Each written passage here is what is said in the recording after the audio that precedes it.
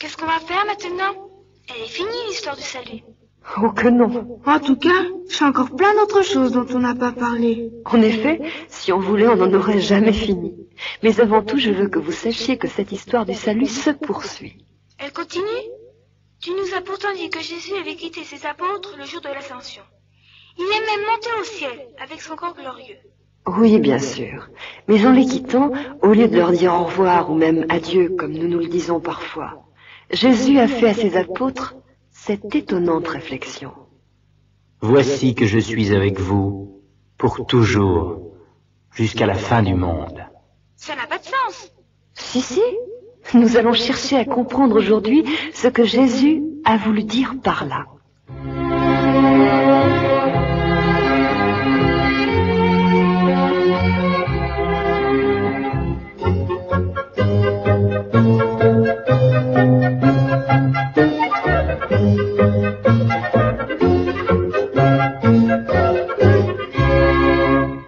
Mais tiens, Paul, pour nous mettre en train, nous allons faire une petite comparaison. Tu as certainement appris en classe ce qu'est une pièce classique. Tu sais, une pièce de théâtre, Corneille, Racine. Naturellement. C'est une pièce qui obéit à la règle des 3 unités. Unité de temps, unité de lieu et unité d'action. Mais je ne vois vraiment pas le rapport. On va en trouver un, tu vas voir. L'histoire du salut, c'est même la plus belle pièce classique que j'ai jamais étudiée. Unité de lieu, le royaume du ciel. Vous savez, sur la terre comme au ciel, comme dans le Notre Père. Unité de temps, pour Dieu, il n'existe qu'un éternel présent. Jésus, homme-Dieu, nous l'a bien confirmé en disant un jour à ses apôtres étonnés, « Avant qu'Abraham fût, je suis ». Unité d'action, l'histoire du salut, c'est toute l'histoire de l'amour de Dieu pour les hommes. Et je vous assure, cette pièce-là, lorsqu'on l'étudie bien à fond, on s'aperçoit qu'elle nous remet à notre juste place. Quelle place? À notre place d'être unique, créé par Dieu et aimé de Dieu, mais minuscule cellule d'un corps immense, et où notre orgueil devient un bien triste enfantillage. Notre pièce a 3 actes, de longueur très inégale d'ailleurs. Au premier acte, nous avons vu Dieu préparer les hommes à comprendre son Fils Jésus lorsqu'il viendrait parmi eux. Au deuxième, le plus court, mais qui est tout de même le sommet de ce drame, les Hébreux ont reçu Jésus, bien mal sans doute. Mais Jésus a triomphé, n'est-ce pas? Quant au troisième acte, il se poursuit encore. La rédemption, notre rachat par Jésus, si vous préférez, continue par le sacrifice de Jésus rendu présent pour nous en tout lieu à la messe. Nous y verrons aussi la réponse des hommes, des mauvais bien souvent, mais aussi des bons, car il y aura toujours l'Église du Christ et les saints. Au premier acte, pour travailler ensemble, nous avions la Bible, qu'on appelle aussi l'Ancien Testament. Au deuxième acte, nous avons découvert ce trésor que sont les 4 évangiles. Au troisième acte, nous allons avoir de très nombreux documents. Nous puiserons dans les actes des apôtres, dans leurs lettres, dans l'histoire de l'Église, dans la vie des saints aussi. Alors, on vit au 3e acte? Oui. Bien sûr, ma comparaison simplifie beaucoup les choses. Il ne faut pas exagérer et découper notre histoire en tranches comme un gâteau. Mais je voudrais pourtant que cela vous aide à dégager les grandes lignes de cette histoire extraordinaire, d'en trouver le vrai sens. Vous comprenez? Notre sujet est tellement riche qu'on pourrait aussi bien s'y perdre, comme dans une forêt vierge où le fouillis des lianes des grandes herbes risque de cacher les plus beaux arbres. Vous avez entendu parler de Monsieur de la Palisse? Il nous dirait sûrement que lorsqu'on est perdu, on ne trouve plus son chemin. Or, nous voulons savoir où nous allons, n'est-ce pas?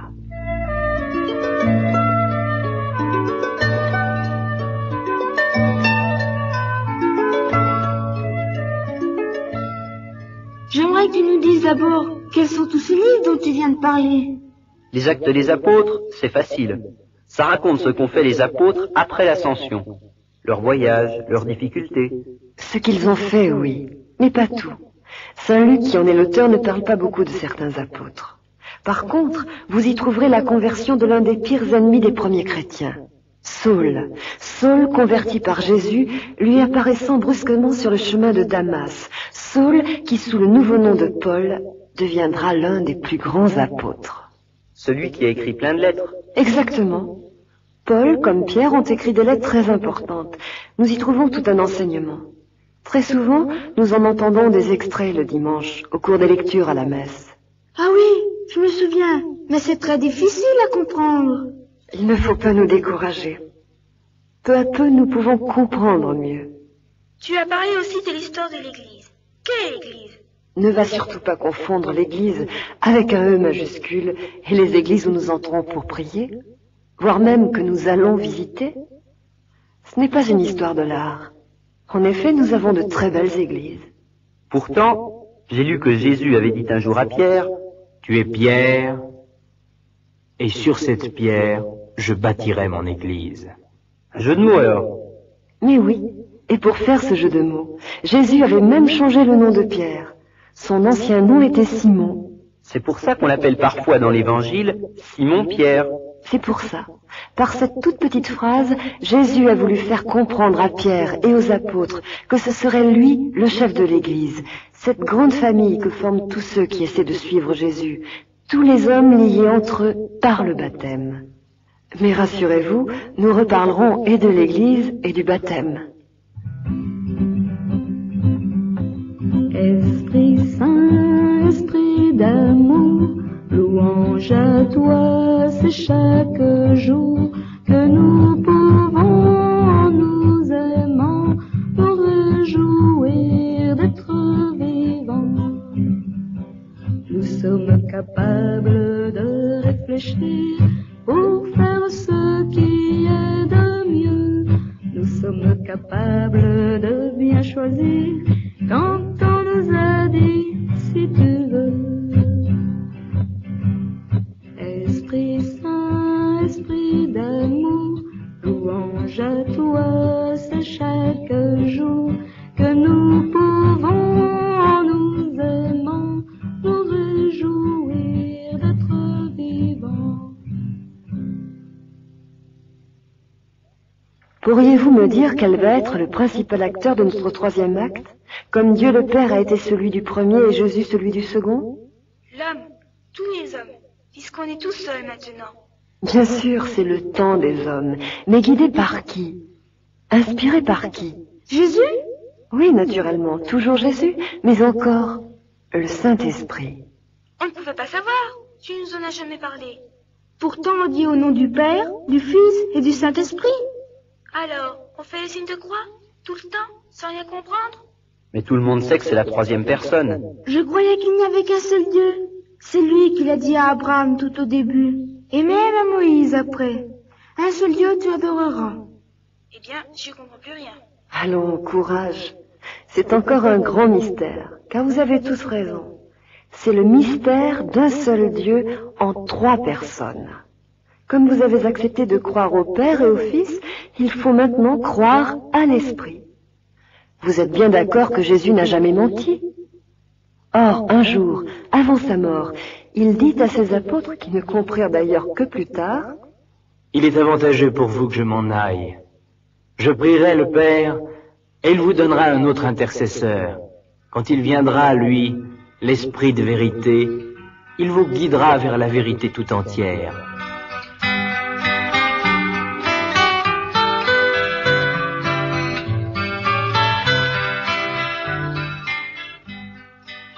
Ça n'empêche, un Dieu en 3 personnes, c'est bizarre. et 3 personnes de même importance, tu sais. Je me souviens. On m'avait parlé d'un triangle. Il est exact qu'on en voit dans certaines églises. J'aime assez cette image, à condition que le triangle ait bien ses 3 côtés égaux. Dessinez-en un, et voyez.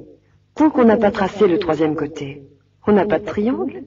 Et quand c'est terminé, on a vraiment une seule figure. Si nous faisons tourner notre cahier sur la table, l'image reste la même. Aucun sommet ne semble avoir plus d'importance que les 2 autres. Nous pouvons le colorier, et au milieu, nous écrivons Dieu, ou même si nous avons la place, Sainte Trinité. Trinité comme 3.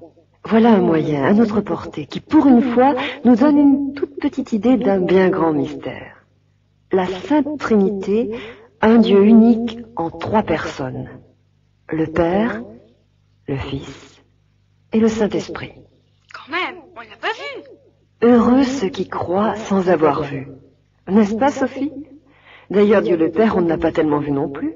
Pourtant, nous croyons en lui à cause de ce qu'il a fait, grâce à la création. Tu sais bien que c'est grâce à la Genèse. Tu te souviens naturellement de ce premier livre de la Bible que nous avons appris à croire en lui. Mais je me souviens maintenant. On en a déjà parlé quelquefois du Saint-Esprit. Bien sûr, mais quand donc? À l'Annonciation, l'ange a dit à Marie, l'Esprit Saint viendra sur toi. C'est vrai, pour qu'elle puisse avoir le petit Jésus. L'ange, il a aussi parlé à Saint Joseph. Il lui a dit de ne pas avoir peur de prendre Marie avec lui, parce que l'enfant qu'elle attendait, c'était l'ouvrage du Saint-Esprit. Et au baptême de Jésus, il a pris la forme d'une colombe et on a entendu une voix qui disait, « Celui-ci est mon fils bien-aimé, en qui j'ai mis toutes mes complaisances. » Après Pâques encore, le jour où justement Thomas n'était pas là, Jésus apparut à ses disciples, les saluant comme les Juifs le faisaient toujours, avec ce joli mot, « Shalom », ce qui veut dire « La paix soit avec vous ». Puis il leur montra ses mains et son côté, et leur dit à nouveau « La paix soit avec vous. Comme mon Père m'a envoyé, moi aussi, je vous envoie. » Après ces paroles, il souffla sur eux et leur dit « Recevez l'Esprit Saint. »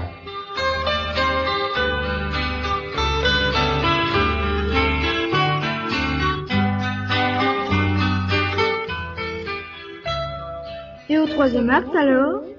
Ah oui, notre pièce. Eh bien, au troisième acte, le Saint-Esprit entre en scène de façon spectaculaire et surprenante.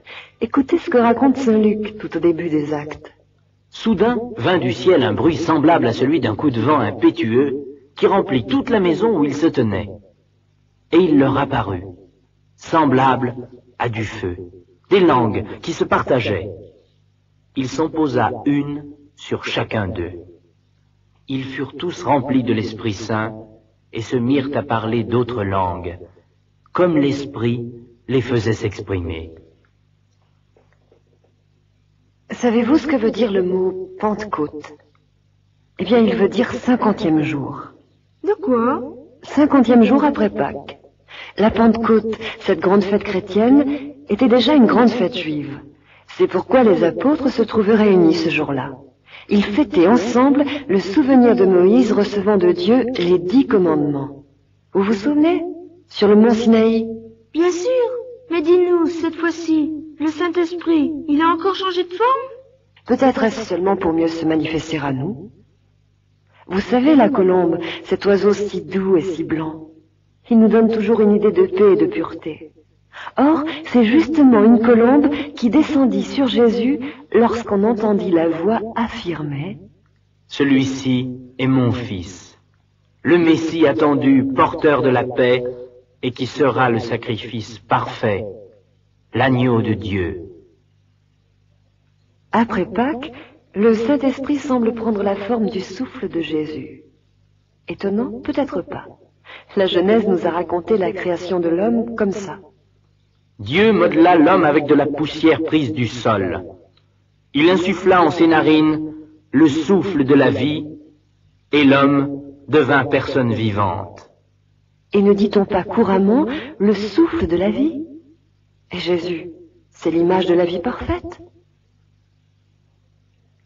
Et aujourd'hui, jour de Pentecôte, le vent, le feu, la lumière, le vent qui peut tout emporter, le feu qui peut tout dévorer, la lumière qui peut tout illuminer.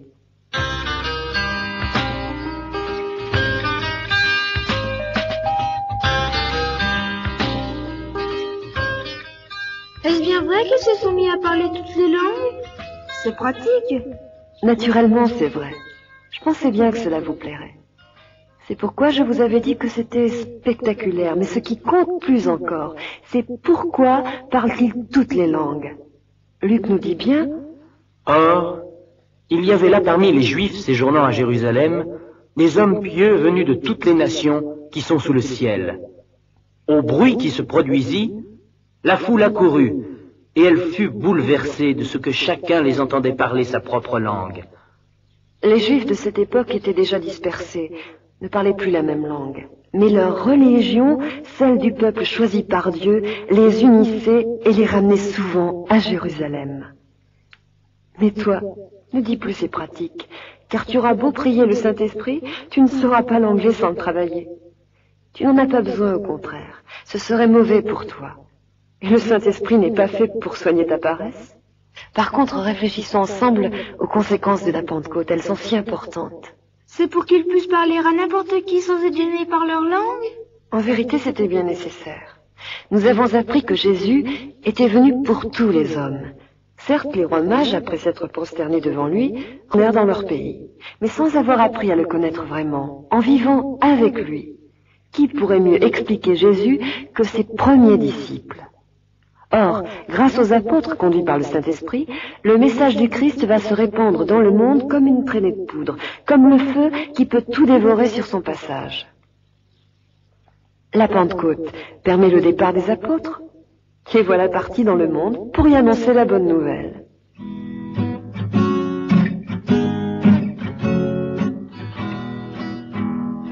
Criez la joyeuse nouvelle, le Christ est vivant pour toujours. Dansez, jouez toutes vos musiques, le Christ est plus grand que la mort.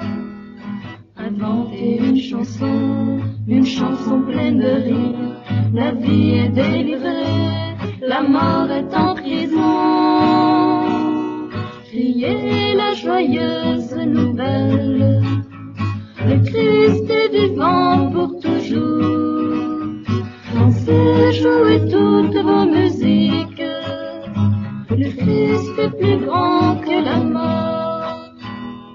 Prenez un tambourin qui sonne, la mort n'a pas gagné, elle n'a plus rien à dire. Criez la joyeuse nouvelle, le Christ est vivant pour toujours. Dansez, jouez toutes vos musiques, le Christ est plus grand que la mort. Réveillez vos amis étonnés, quelqu'un est parmi vous, il vous tend ses deux mains. Criez la joyeuse nouvelle, le Christ est vivant pour toujours.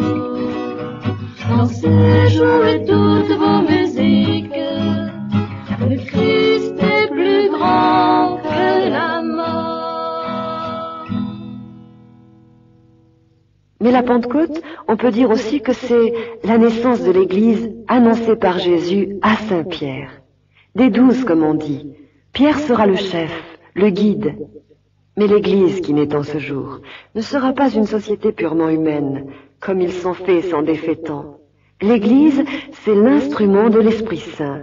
Elle agit sous sa conduite, dont le seul but d'annoncer le mieux possible l'amour de Dieu pour les hommes, de l'annoncer à tous les hommes dans le monde. Comme l'âme donne la vie à nos corps, l'Esprit donne vie à l'Église. Lui seul peut la guider vers la vérité tout entière. Vous nous parlez de l'Église, mais on m'avait dit que le Saint-Esprit avait surtout transformé les apôtres. Tu as raison. Et comment donc étaient les apôtres avant la Pentecôte? Luc nous dit: Tous persévéraient dans la prière. C'est très important, bien sûr, mais à côté de ça, il ne semble pas très entreprenant.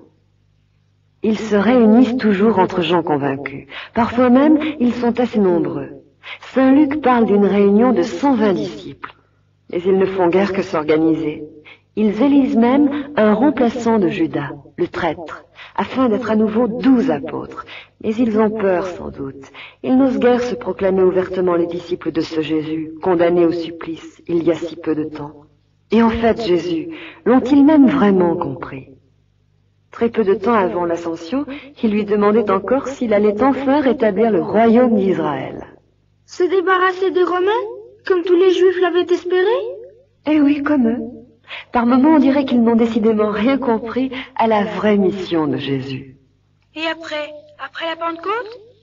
Justement, Il s'est produit en eux un changement tellement radical et surprenant qu'il devient absolument impossible de ne pas croire au Saint-Esprit. Non seulement tous arrivent à se faire comprendre de tous les Juifs venus de très loin et parlant d'autres langues, mais jusqu'à leur mort, qui fut bien souvent le martyre, ils ont été l'image même de la force morale, de l'intelligence, de la sagesse et du courage. Comment ne pas croire qu'ils ont été entraînés tout entiers et tous par le souffle d'un esprit parfait et aussi puissant que le Père? C'est ça qu'on appelle les 7 dons du Saint-Esprit. Vous voulez les connaître? Bien sûr, mais on voudrait aussi les avoir. Nous pouvons les recevoir, mais nous en parlerons plus tard. Quant à les connaître, puisque les apôtres viennent d'en être remplis, les voici. Outre la sagesse, souvenez-vous de Salomon qui priait tant pour l'avoir. Il y a l'intelligence et la science des choses de Dieu, bien sûr. La piété est un don aussi. Elle ne nous est pas toujours bien naturelle, n'est-ce pas?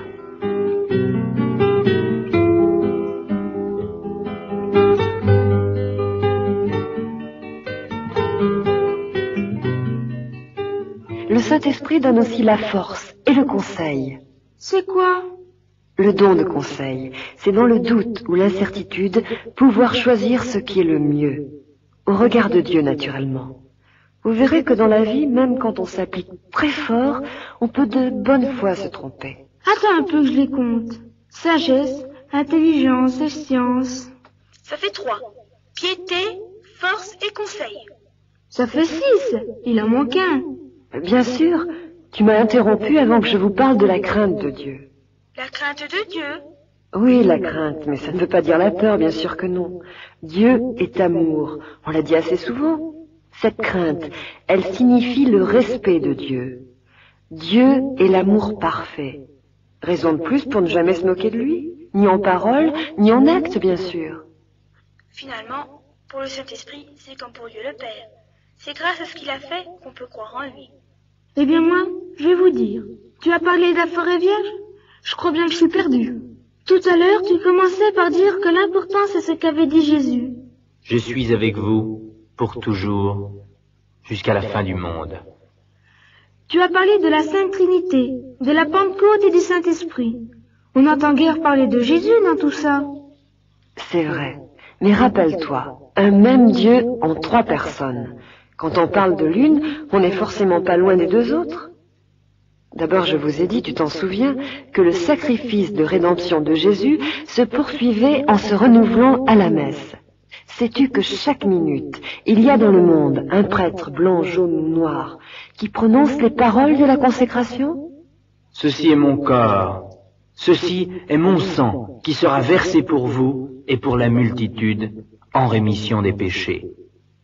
Tu vois, si nous y pensons vraiment, si nous croyons très fort à tout ce que nous avons découvert ensemble, si nous cessons aussi de toujours nous prendre pour le centre du monde, il est bien vrai que Jésus est sans cesse parmi les hommes, et qu'il le sera tant qu'il y aura sur la terre des prêtres. Les 7 sacrements de l'Église. Les sacrements de l'initiation chrétienne. Le sacrement du baptême.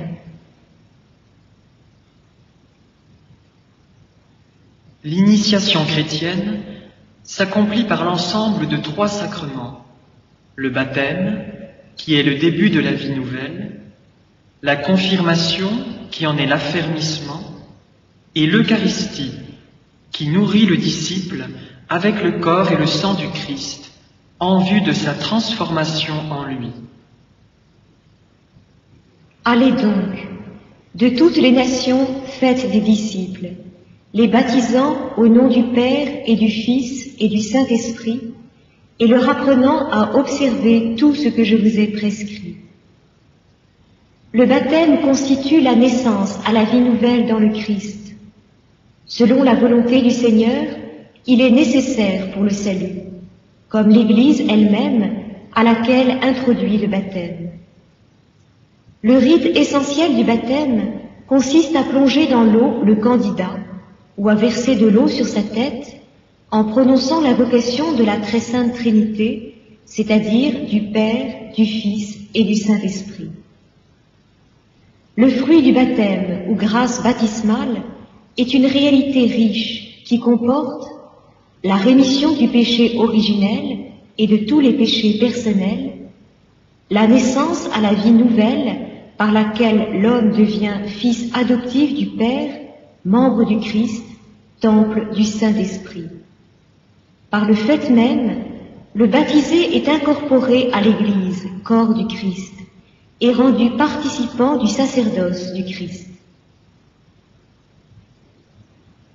Le baptême imprime dans l'âme un signe spirituel indélébile, le caractère, qui consacre le baptisé au culte de la religion chrétienne. En raison du caractère, le baptême ne peut pas être réitéré. Ceux qui subissent la mort à cause de la foi, les catéchumènes et tous les hommes qui, sous l'impulsion de la grâce, sans connaître l'Église, cherchent sincèrement Dieu et s'efforcent d'accomplir sa volonté, sont sauvés, même s'ils n'ont pas reçu le baptême. Depuis les temps les plus anciens, le baptême est administré aux enfants, car il est une grâce et un don de Dieu qui ne suppose pas des mérites humains. Les enfants sont baptisés dans la foi de l'Église. L'entrée dans la vie chrétienne donne accès à la vraie liberté. Quant aux enfants morts sans baptême, la liturgie de l'Église nous invite à avoir confiance en la miséricorde divine et à prier pour leur salut. En cas de nécessité, toute personne peut baptiser, pourvu qu'elle ait l'intention de faire ce que fait l'Église et qu'elle verse de l'eau sur la tête du candidat en disant « Je te baptise au nom du Père et du Fils et du Saint-Esprit ». Le sacrement de la confirmation. Apprenant que la Samarie avait accueilli la parole de Dieu, les apôtres qui étaient à Jérusalem y envoyèrent Pierre et Jean. Ceux-ci descendirent donc chez les Samaritains et prièrent pour eux, afin que l'Esprit Saint leur fût donné, car ils n'étaient encore tombés sur aucun d'eux. Ils avaient seulement été baptisés au nom du Seigneur Jésus. Alors Pierre et Jean se mirent à leur imposer les mains, et ils recevaient l'Esprit Saint. La confirmation parfait la grâce baptismale. Elle est le sacrement qui donne l'Esprit Saint pour nous enraciner plus profondément dans la filiation divine, nous incorporer plus fermement au Christ, rendre plus solide notre lien avec l'Église, nous associer davantage à sa mission et nous aider à rendre témoignage de la foi chrétienne par la parole accompagnée des œuvres. La confirmation, comme le baptême, imprime dans l'âme du chrétien un signe spirituel ou caractère indélébile. C'est pourquoi on ne peut recevoir ce sacrement qu'une seule fois dans la vie. En Orient, ce sacrement est administré immédiatement après le baptême. Il est suivi de la participation à l'Eucharistie, tradition qui met en relief l'unité des trois sacrements de l'initiation chrétienne. Dans l'Église latine, on administre ce sacrement lorsque l'âge de raison est atteint et on en réserve ordinairement la célébration à l'évêque, signifiant ainsi que ce sacrement affermit le lien ecclésial. Un candidat pour la confirmation qui a atteint l'âge de raison doit professer la foi, être en état de grâce, avoir l'intention de recevoir le sacrement et être préparé à assumer son rôle de disciple et de témoin du Christ dans la communauté ecclésiale et dans les affaires temporelles. Le rite essentiel de la confirmation est l'onction avec le Saint-Crème sur le front du baptisé, en Orient également sur d'autres organes des sens, avec l'imposition de la main du ministre et les paroles « reçoit la marque du don de l'Esprit Saint » dans le rite romain, « sceau du don de l'Esprit Saint » dans le rite byzantin. Lorsque la confirmation est célébrée séparément du baptême, son lien avec le baptême est exprimé entre autres par le renouvellement des engagements baptismaux. La célébration de la confirmation au cours de l'Eucharistie contribue à souligner l'unité des sacrements de l'initiation chrétienne. Le sacrement de l'Eucharistie. Jésus dit, « Je suis le pain vivant, descendu du ciel.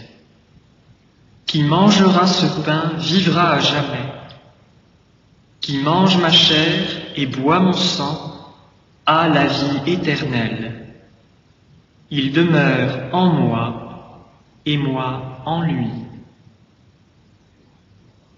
L'Eucharistie est le cœur et le sommet de la vie de l'Église, car en elle, le Christ associe son Église et tous ses membres à son sacrifice de louange et d'action de grâce, offert une fois pour toutes sur la croix à son Père. Par ce sacrifice, il répand les grâces du salut sur son corps, qui est l'Église. La célébration eucharistique comporte toujours la proclamation de la parole de Dieu, l'action de grâce à Dieu le Père pour tous ses bienfaits, surtout pour le don de son Fils, la consécration du pain et du vin, et la participation au banquet liturgique par la réception du corps et du sang du Seigneur. Ces éléments constituent un seul et même acte de culte. L'Eucharistie est le mémorial de la Pâque du Christ, c'est-à-dire de l'œuvre du salut accomplie par la vie, la mort et la résurrection du Christ, œuvre rendue présente par l'action liturgique.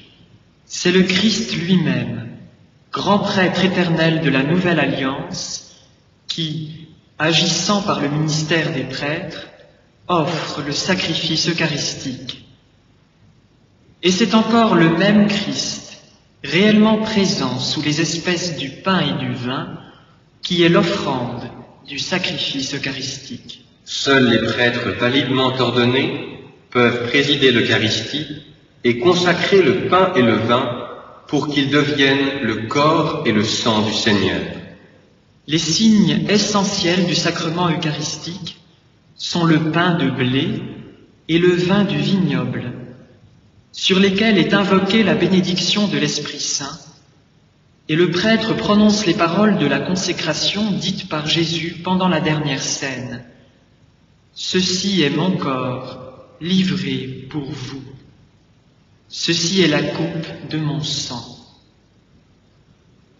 Par la consécration s'opère la transsubstantiation du pain et du vin dans le corps et le sang du Christ.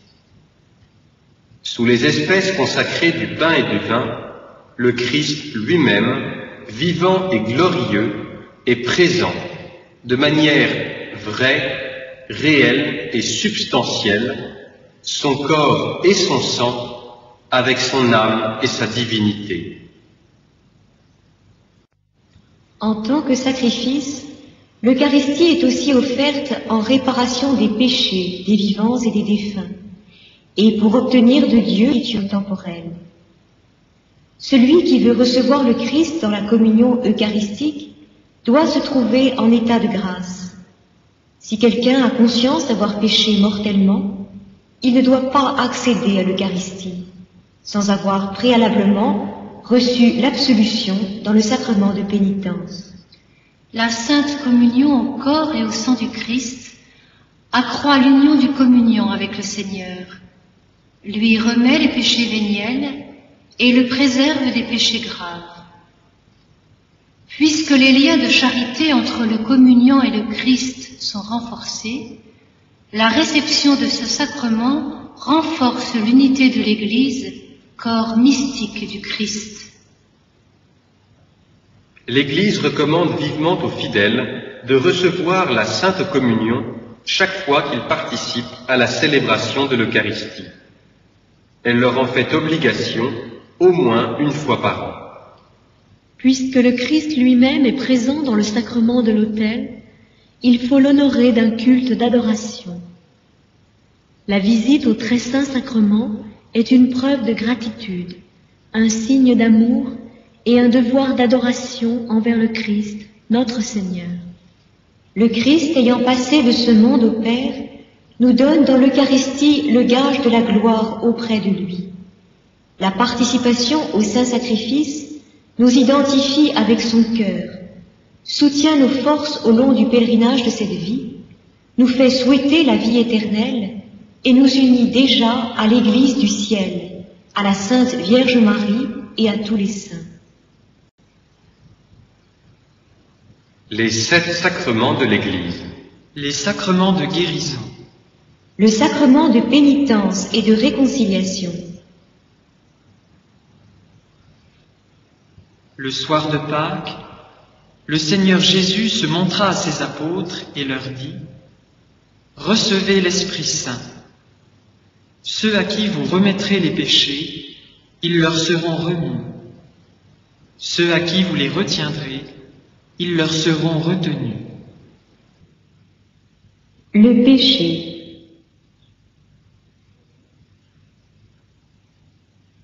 Dieu a enfermé tous les hommes dans la désobéissance pour faire à tous miséricorde.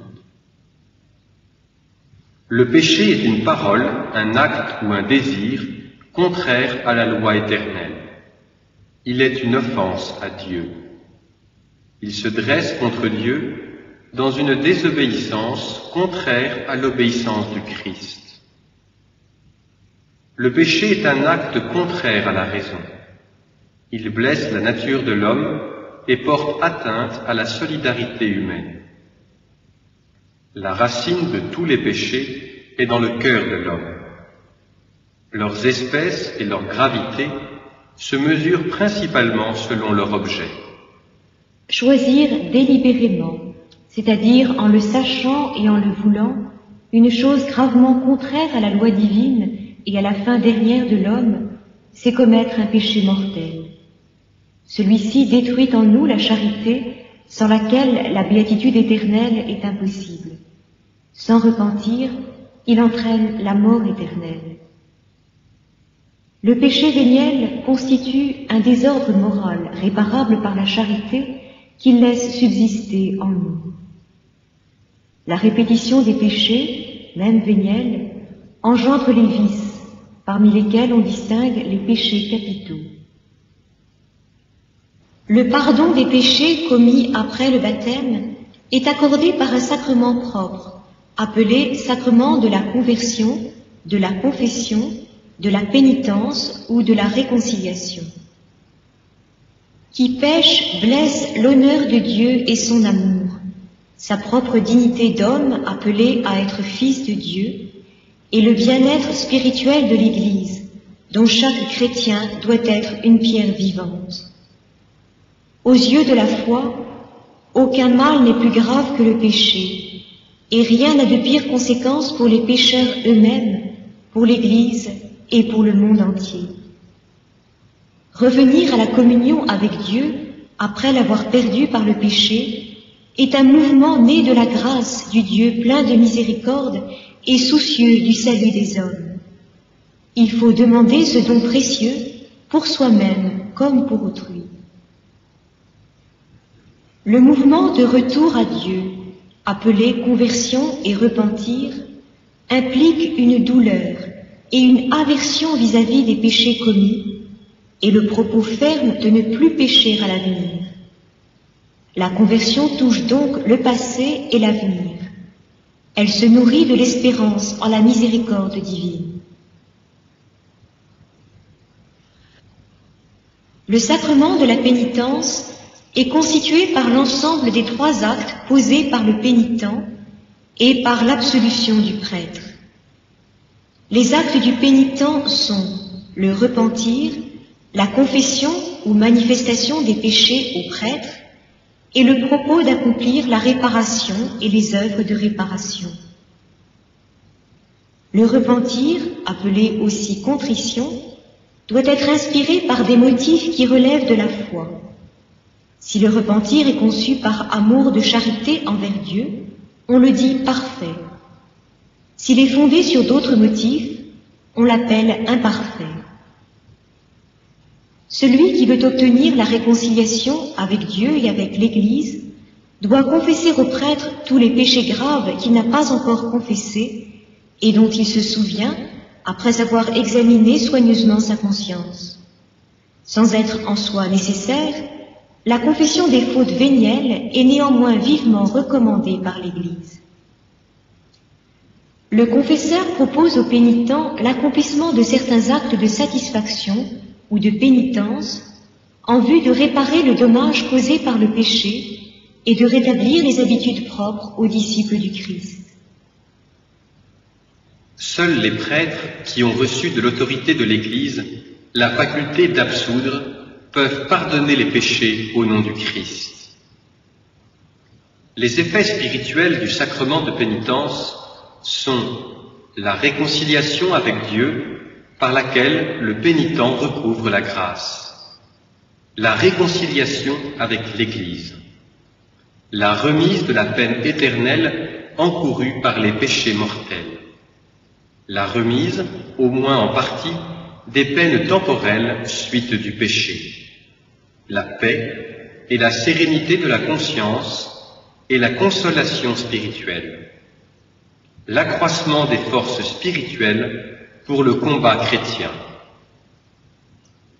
La confession individuelle et intégrale des péchés graves, suivie de l'absolution, demeure le seul moyen ordinaire pour la réconciliation avec Dieu et avec l'Église. Par les indulgences, les fidèles peuvent obtenir pour eux-mêmes et aussi pour les âmes du purgatoire la rémission des peines temporelles suite des péchés.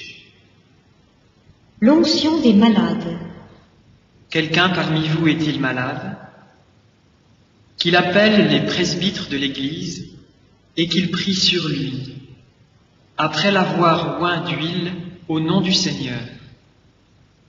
La prière de la foi sauvera le patient et le Seigneur le relèvera. S'il a commis des péchés, ils lui seront remis. Le sacrement de l'onction des malades a pour but de conférer une grâce spéciale aux chrétiens qui éprouvent les difficultés inhérentes à l'état de maladie grave ou à la vieillesse. Le temps opportun pour recevoir la sainte onction est certainement arrivé lorsque le fidèle commence à se trouver en danger de mort pour cause de maladie ou de vieillesse. Chaque fois qu'un chrétien tombe gravement malade, il peut recevoir la sainte onction. De même, lorsque, après l'avoir reçue, la maladie s'aggrave. Seuls les prêtres, presbytres et évêques peuvent donner le sacrement de l'onction des malades. Pour le conférer, ils emploient de l'huile bénite par l'évêque ou, au besoin, par le presbytre célébrant lui-même. L'essentiel de la célébration de ce sacrement consiste en l'onction sur le front et les mains du malade, dans le rite romain, ou sur d'autres parties du corps, en Orient, onction accompagnée de la prière liturgique du prêtre célébrant, qui demande la grâce spéciale de ce sacrement. La grâce spéciale du sacrement de l'onction des malades a comme effet l'union du malade à la passion du Christ pour son bien et pour celui de toute l'Église, le réconfort, la paix et le courage pour supporter chrétiennement les souffrances de la maladie ou de la vieillesse, le pardon des péchés si le malade n'a pas pu l'obtenir par le sacrement de la pénitence, le rétablissement de la santé si cela convient au salut spirituel, la préparation au passage à la vie éternelle. Les 7 sacrements de l'Église. Les sacrements du service de la communion. Le sacrement de l'ordre. Saint Paul dit à son disciple Timothée: Je t'invite à raviver le don que Dieu a déposé en toi par l'imposition de mes mains. Et celui qui aspire à la charge d'évêque désire une noble fonction. À Tite, il disait: Si je t'ai laissé en Crète, c'est pour y achever l'organisation et pour établir dans chaque ville des presbytres conformément à mes instructions. Toute l'Église est un peuple sacerdotal. Grâce au baptême, tous les fidèles participent au sacerdoce du Christ. Cette participation s'appelle sacerdoce commun des fidèles. Sur sa base et à son service, existe une autre participation à la mission du Christ, celle du ministère, conférée par le sacrement de l'ordre, dont la tâche est de servir au nom et en la personne du Christ tête, au milieu de la communauté. Le sacerdoce ministériel diffère essentiellement du sacerdoce commun des fidèles parce qu'il confère un pouvoir sacré pour le service des fidèles. Les ministres ordonnés exercent leur service auprès du peuple de Dieu par l'enseignement, le culte divin et par le gouvernement pastoral. Depuis les origines, le ministère ordonné a été conféré et exercé à 3 degrés, celui des évêques, celui des presbytres et celui des diacres. Les ministères conférés par l'ordination sont irremplaçables pour la structure organique de l'Église. Sans l'évêque, les presbytres et les diacres, on ne peut parler d'Église.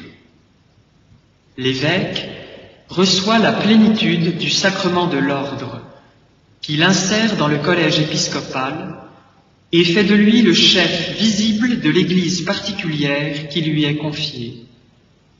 Les évêques, en tant que successeurs des apôtres et membres du collège, ont part à la responsabilité apostolique et à la mission de toute l'Église sous l'autorité du pape, successeur de Saint Pierre. Les presbytres sont unis aux évêques dans la dignité sacerdotale et en même temps dépendent d'eux dans l'exercice de leur fonction pastorale. Ils sont appelés à être les coopérateurs avisés des évêques. Ils forment autour de leur évêque le presbytérium qui porte avec lui la responsabilité de l'Église particulière. Ils reçoivent de l'évêque la charge d'une communauté paroissiale ou d'une fonction ecclésiale déterminée. Les diacres sont des ministres ordonnés pour les tâches de service de l'Église. Ils ne reçoivent pas le sacerdoce ministériel, mais l'ordination leur confère des fonctions importantes dans le ministère de la parole, du culte divin, du gouvernement pastoral et du service de la charité, tâches qu'ils doivent accomplir sous l'autorité pastorale de leur évêque. Le sacrement de l'ordre est conféré par l'imposition des mains, suivie d'une prière consécratoire solennelle, qui demande à Dieu pour l'ordinant les grâces du Saint-Esprit requises pour son ministère. L'ordination imprime un caractère sacramentel indélébile. L'Église confère le sacrement de l'ordre seulement à des hommes baptisés dont les aptitudes pour l'exercice du ministère ont été dûment reconnues. C'est à l'autorité de l'Église que revient la responsabilité et le droit d'appeler quelqu'un à recevoir les ordres. Dans l'Église latine, le sacrement de l'ordre pour le presbytérat n'est conféré normalement qu'à des candidats qui sont prêts à embrasser librement le célibat et qui manifestent publiquement leur volonté de le garder pour l'amour du royaume de Dieu et du service des hommes. Il revient aux évêques de conférer le sacrement de l'ordre dans les 3 degrés. Le sacrement du mariage. Saint Paul dit « Marie, aimez vos femmes comme le Christ a aimé l'Église. Ce mystère est de grande portée. Je veux dire qu'il s'applique au Christ et à l'Église. » L'alliance matrimoniale, par laquelle un homme et une femme constituent entre eux une intime communauté de vie et d'amour, a été fondée et dotée de ses lois propres par le Créateur. De par sa nature, elle est ordonnée au bien des conjoints, ainsi qu'à la génération et à l'éducation des enfants. Elle a été élevée entre baptisés par le Christ Seigneur à la dignité de sacrement. Le sacrement du mariage signifie l'union du Christ et de l'Église. Il donne aux époux la grâce de s'aimer de l'amour dont le Christ a aimé son Église. La grâce du sacrement perfectionne ainsi l'amour humain des époux, affermit leur unité indissoluble et les sanctifie sur le chemin de la vie éternelle.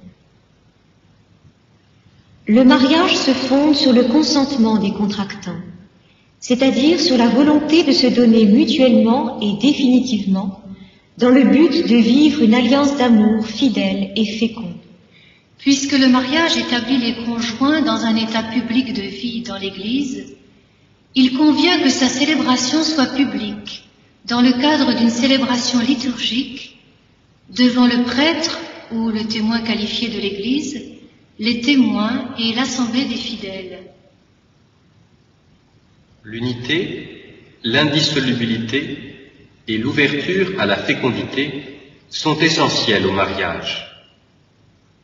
La polygamie est incompatible avec l'unité du mariage.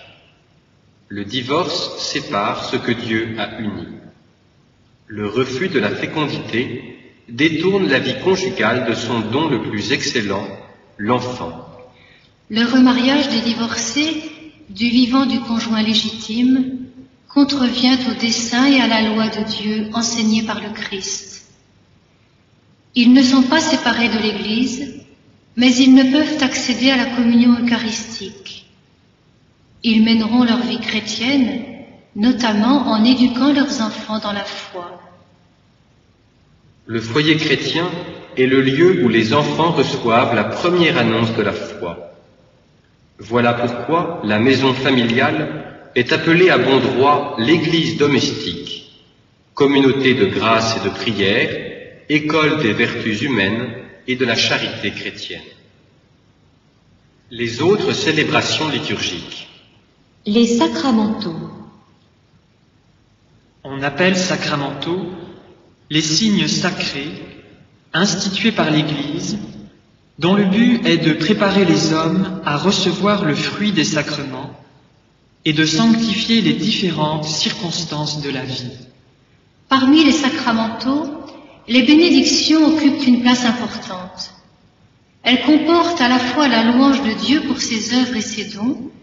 L'Église favorise les formes de religiosité populaire qui expriment un instinct évangélique et une sagesse humaine et qui enrichissent la vie chrétienne.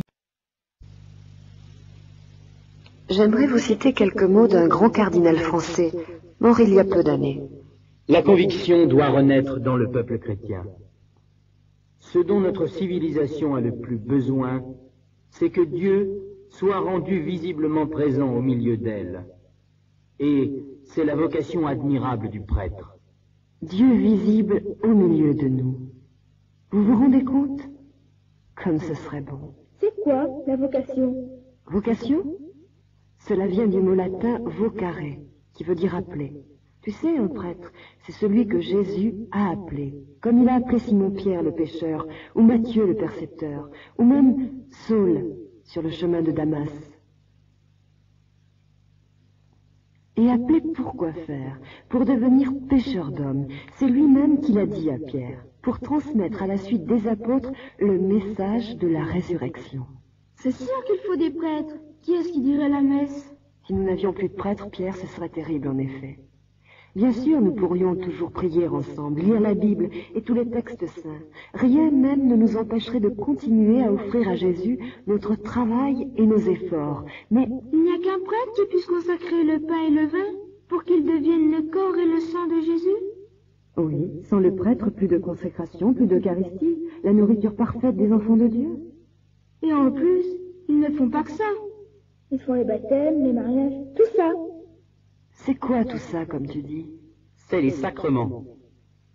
Je sais bien que ça s'appelle les sacrements, mais qu'est-ce que ça veut dire au juste? C'est un rite ou une cérémonie instituée par Jésus. Ce que tu dois savoir, c'est que chaque sacrement nous donne ou augmente la grâce, c'est-à-dire la vie divine. Mais aussi, chaque sacrement est un lien qui unit les enfants de Dieu entre eux, en même temps qu'il les unit à Jésus. Oh là là! Ne t'affole pas. Écoute. Tu as vu combien nous sommes gênés par tout ce que nous ne pouvons pas voir? Jésus, qui nous connaît si bien, le sait. C'est pourquoi il a voulu nous donner des signes précis, visibles, pour manifester qu'il nous donnait sa grâce ou qu'il l'augmentait. Lorsque tu pleures, tes larmes sont le signe que tu as de la peine. Lorsque tu embrasses, le baiser est le signe de ton amour. Lorsque tu dessines sur ta tête, ta poitrine et tes épaules la forme d'une croix, c'est le signe de ta foi en Jésus mort en croix pour nous. Parce que les hommes ont un corps, ils ont besoin de voir, de sentir, de toucher. Ce n'est ni ridicule ni déshonorant.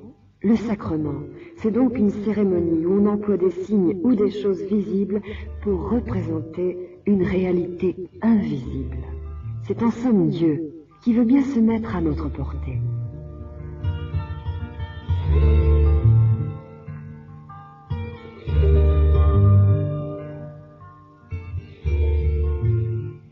Je ne vous reparle pas de la grâce. J'espère que vous savez toujours ce que c'est. La vie de Dieu. Mais oui, sa vie surnaturelle, son secours, son aide particulière. La grâce particulière dont nous avons besoin. Vous connaissez pratiquement déjà plusieurs sacrements, n'est-ce pas? À commencer par le premier que nous recevons. Le baptême. Il y a aussi l'Eucharistie. Moi, j'ai été confirmé, et je crois qu'il y a 7 sacrements. Vous voyez comme Dieu est bon.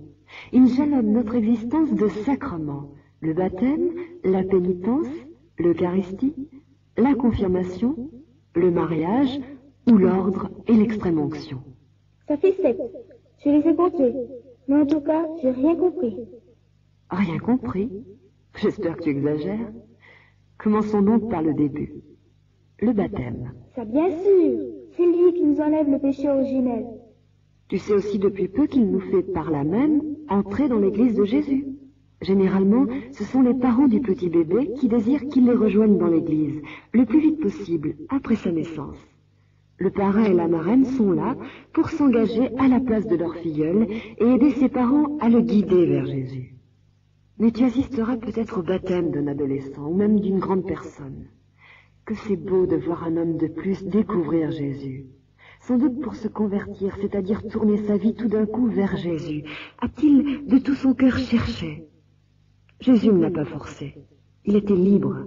Probablement aussi, il a rencontré des chrétiens qui ont su par leurs paroles et par leurs actes lui montrer le chemin de Jésus. C'est fête dans l'église, vous savez, un jour de baptême. Mets dans tes mains un peu de joie, mets dans ton cœur un peu d'amour, mets dans tes yeux un peu de vie. Viens partager et chanter avec nous. Mets dans tes mains un peu de joie, mets dans ton cœur un peu d'amour, mets dans tes yeux un peu de vie. Viens partager et chanter avec nous. Même si tu connais la peur, la solitude, si l'amour attendu ce soir ne viendra pas, même si tu connais la peur, l'incertitude, sais-tu que quelque part on a besoin de toi. Mets dans tes mains un peu de joie, mets dans ton cœur un peu d'amour, mets dans tes yeux un peu de vie. Viens partager et chanter avec nous. Mets dans tes mains un peu de joie, mets dans ton cœur un peu d'amour, mets dans tes yeux un peu de vie. Viens partager et chanter avec nous. Si l'instant est trop long, c'est trop long et le doute, et si tu ne sais plus ni comment ni pourquoi, et si tu ne vois plus où t'emmène ta route, sois sûr que quelque part on a besoin de toi. Mets dans tes mains un peu de joie, mets dans ton cœur un peu d'amour, mets dans tes yeux un peu de vie. Viens partager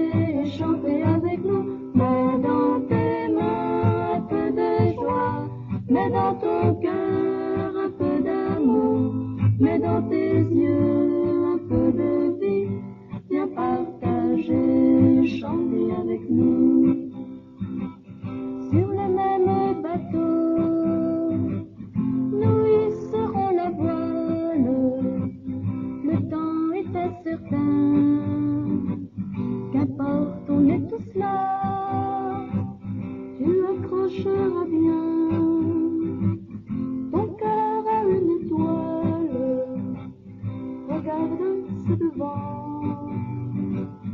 On a besoin de toi. Mets dans tes mains un peu de joie, mets dans ton cœur un peu d'amour, mets dans tes yeux un peu de vie. Viens partager et chanter avec nous. Mets dans tes mains un peu de joie, mets dans ton cœur un peu d'amour, mets dans tes yeux un peu de vie.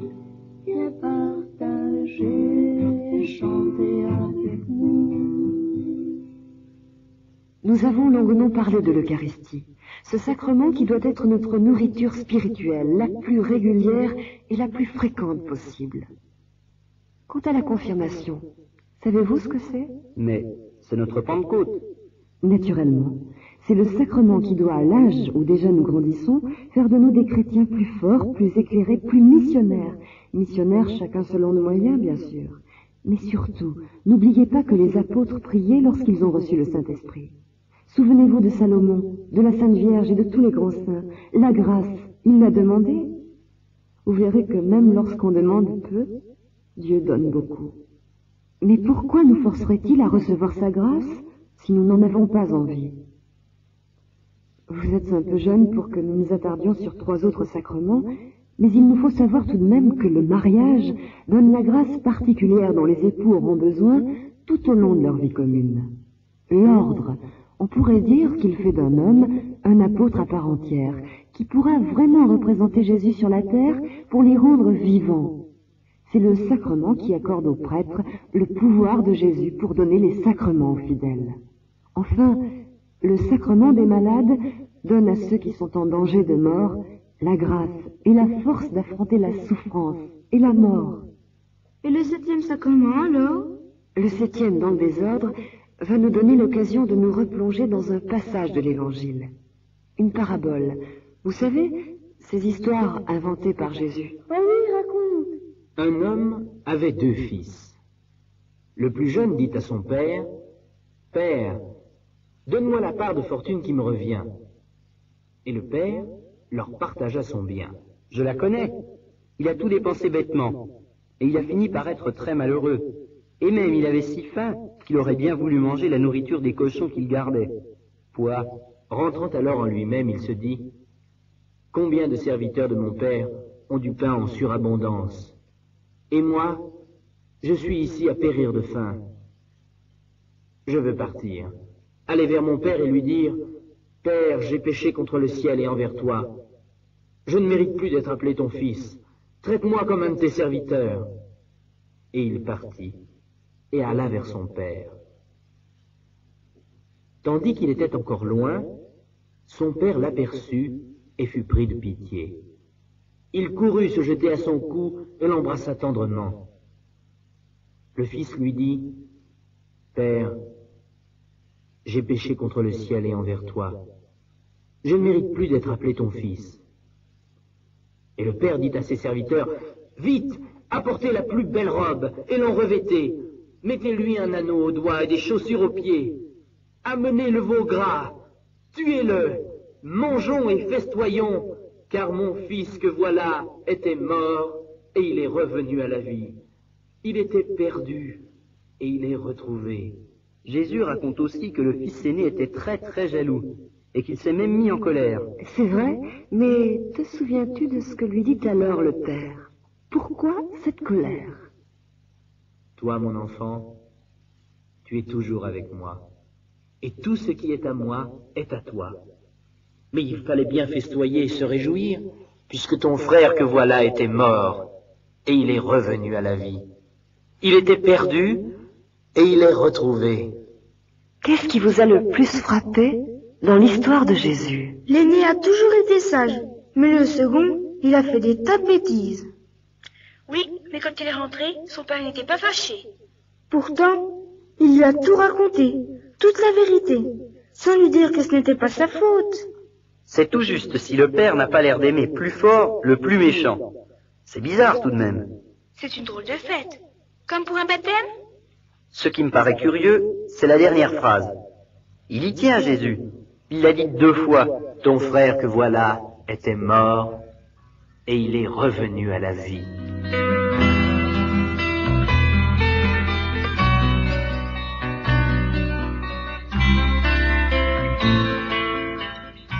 Vous voyez comme Jésus est un bon maître. Vous avez découvert tout seul exactement tout ce qu'est le sacrement de pénitence, que nous appelons aussi la confession. Si on résume ce qui arrive à chacun de nous lors de la confession, ça donne ça. Premièrement, j'ai péché contre le ciel et contre les autres. Le péché rend mon âme malade et peut la faire mourir. Deuxièmement, je réfléchis à ce que j'ai fait et je le regrette. Troisièmement, je décide de retourner vers mon Père Dieu. Alors je vais voir le prêtre qui a reçu pouvoir de remplacer Jésus. Quatrièmement, je lui avoue tout, sans rien lui cacher, sans avoir peur puisque c'est comme si je parlais à Jésus. Je lui promets d'essayer de faire mieux à l'avenir. Cinquièmement, le prêtre a reçu de Jésus le pouvoir de m'absoudre, c'est-à-dire d'effacer mes péchés et de me donner en même temps la grâce qui soutiendra mes bonnes résolutions. Sixièmement, alors je suis guéri. Je reviens à la vie et c'est grande joie comme pour un baptême, car il y aura plus de joie dans le ciel pour un seul pécheur qui se repent que pour 99 justes qui n'ont pas besoin de repentir. Je ne sais pas si c'est la joie au ciel, mais moi, j'ai remarqué une drôle de chose. Ça m'embête toujours d'aller me confesser, parce que finalement, je fais toujours les mêmes péchés. Ça me gêne. Mais alors, en sortant, je suis drôlement content. Je n'arrive même pas à comprendre tout à fait pourquoi. Sois sûr que c'est la joie d'avoir enfin retrouvé ton Père. Et si tu veux bien relire cette magnifique parabole, vois comme à chaque ligne déborde la bonté du Père. Tu vois, je n'ai rien inventé quand je vous dis depuis le début de notre histoire de ne jamais oublier que la bonté de Dieu, notre Père, est infinie.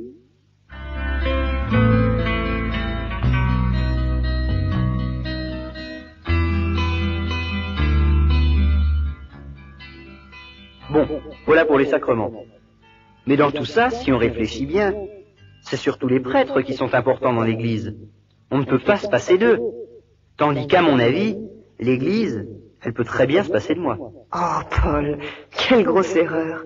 Il est grave de rétrécir l'Église comme ça. C'est faux de penser qu'elle peut se réduire aux prêtres, voire même à quelques gens bien, à des vieilles personnes ou à des personnes riches ou intelligentes ou pieuses.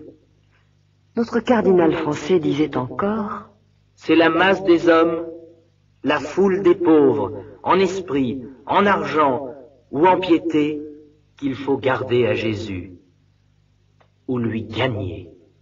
Ce n'est pas pour rien qu'on appelle l'Église catholique. Cela veut dire l'Église universelle, l'Église pour tout l'univers. Mais écoute donc Saint Paul, il t'expliquera mieux que moi. C'est le même et unique esprit qui distribue ses dons à chacun comme il lui plaît. Nous avons été baptisés pour ne former qu'un seul corps, juif ou grec, esclave ou homme libre. Si le pied disait « je ne suis pas la main », je ne fais donc pas partie du corps, en ferait-il moins partie pour cela? Si l'oreille disait « je ne suis pas l'œil », je ne fais pas partie du corps, en ferait-elle moins partie pour cela?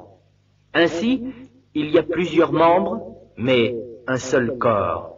L'œil ne peut pas dire à la main « je n'ai pas besoin de vous », ni la tête dire aux pieds « je n'ai pas besoin de vous ». Tu comprends? Si tu te coupes le petit doigt, par exemple, c'est toi tout entier qui n'es pas content.